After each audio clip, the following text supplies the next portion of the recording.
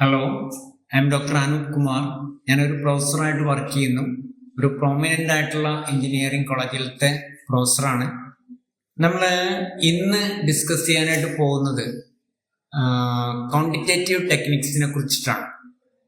ഇന്നത്തെ കാലത്ത് മാനേജ്മെൻറ്റിൽ, കൊമേഴ്സിൽ, ട്രേഡിലെല്ലാം വളരെ ഇമ്പോർട്ടൻ്റ് ആണ് ഡാറ്റ അനാലിസിസ് എന്ന് പറയുന്നത്. ഈ ഡാറ്റ അനാലിസിസിൽ ബേസിക് ആയിട്ടുള്ള ഒരു ഐറ്റമാണ് മെഷേഴ്സ് ഓഫ് സെൻട്രൽ ടെൻഡൻസി. അതായത് നമുക്ക് ലഭ്യമായിട്ടുള്ള ഡാറ്റയെക്കുറിച്ച് വ്യക്തമായിട്ടുള്ള ധാരണ കിട്ടാനായിട്ട് ഉള്ള അനാലിസിസ് ആണ് ഈ മെഷേഴ്സ് ഓഫ് സെൻട്രൽ ടെൻഡൻസിയിൽ അടങ്ങിയിരിക്കുന്നത്. അതിൽ നമ്മൾ ഒരു 5 വിധത്തിൽ ഡാറ്റ നമ്മൾ അനലൈസ് ചെയ്യും. 5 ഐറ്റംസ് ഉണ്ട് അതിൻ്റെ ഉള്ളിൽ മെയിനായിട്ട്. ഒന്ന് അരിത്മാറ്റിക് മീൻ, അതാണ് നമ്മൾ സാധാരണ മീൻ എന്ന് പറയുന്നത്. പിന്നെ geometric mean, harmonic mean, median and mode. ഇങ്ങനെ 5 ഐറ്റംസ് ആണുള്ളത്. അതിൽ നമ്മൾ ഇന്ന് മോഡിലത്തെ ഒരു പ്രോബ്ലം വർക്കൗട്ട് ചെയ്യാനായിട്ടാണ് ഉദ്ദേശിക്കുന്നത്. A simple problem. How we can do it in a simple manner. Very interesting. ഒരു ടിപ്പിക്കൽ മോഡിൻ്റെതായിട്ടുള്ള ഒരു പ്രോബ്ലമാണ് ഇവിടെ കൊടുത്തിരിക്കുന്നത്.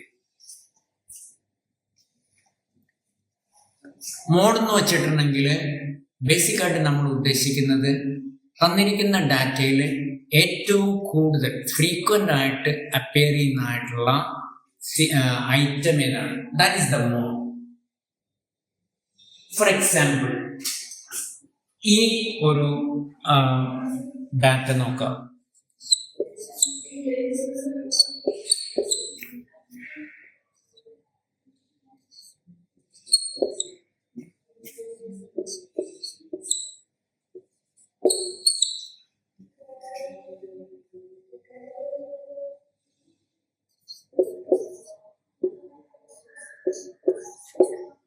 ഈ തന്നിരിക്കുന്നതായിട്ടുള്ള ഡാറ്റയിൽ ഏറ്റവും കൂടുതൽ അപ്പിയർ ചെയ്യുന്നത് 45 ആണ്.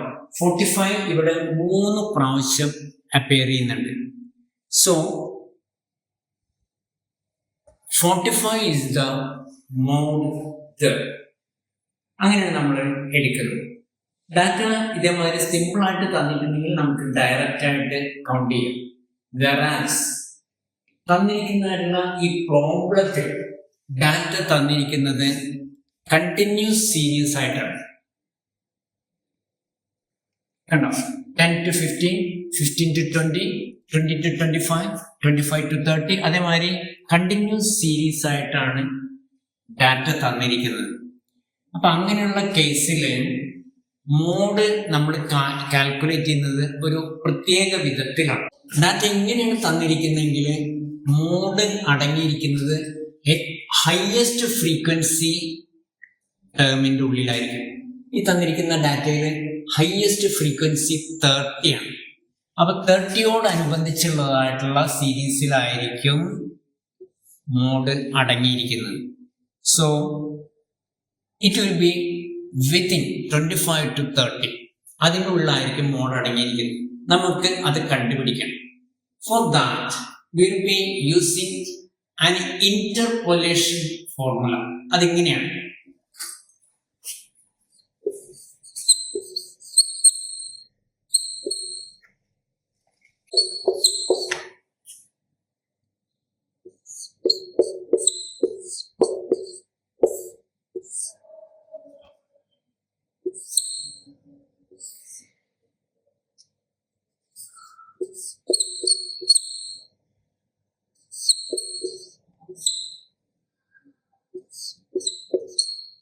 This is that interpolation formula. Very important formula. ഇതില് മോഡ് സ്ഥിതി ചെയ്യുന്നത് ഹയസ്റ്റ് ഫ്രീക്വൻസിക്ക് എഗൻസ്റ്റ് ആയിട്ടുള്ള സീരീസിലായിരിക്കും. അതായത് ഇൻ ബിറ്റ്വീൻ 25 and 30. അതിൽ ഈ ഫോർമുലയിൽ നമുക്ക് അതിൽ നിന്ന് എന്തെല്ലാം വായിച്ചറിയാനായിട്ട് പറ്റും? L1 is equal to lower limit of this അതായത് 25 ആണ്.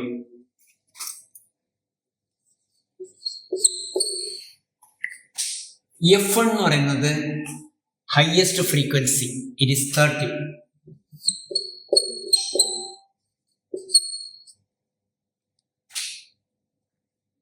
F0 എന്ന് പറയുന്നത്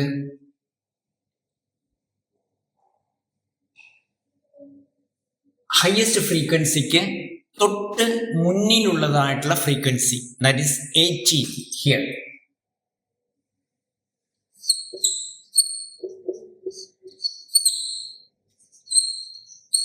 ആൻഡ്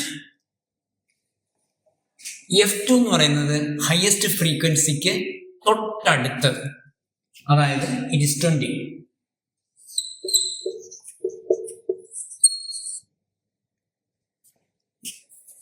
ഓൾസോ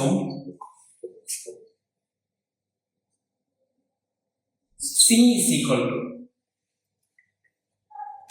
C എന്ന് പറയുന്നത് ക്ലാസ് ഡിഫറൻസ്, അതായത് നോക്കിയേ 10 to 15, 15 to 20, 20 to 25. അവിടെ ക്ലാസ് ഡിഫറൻസ് വരുന്നത് 5 ആണ്. So C will be 5. അപ്പൊ നമ്മൾക്ക് ഈ ഇന്റർപോളേഷൻ ഫോർമുലയിൽ കംപ്ലീറ്റ് ഐറ്റംസ് കിട്ടി. Now will be calculating them. Okay, is equal to L1 25 plus F1 30 minus F0 18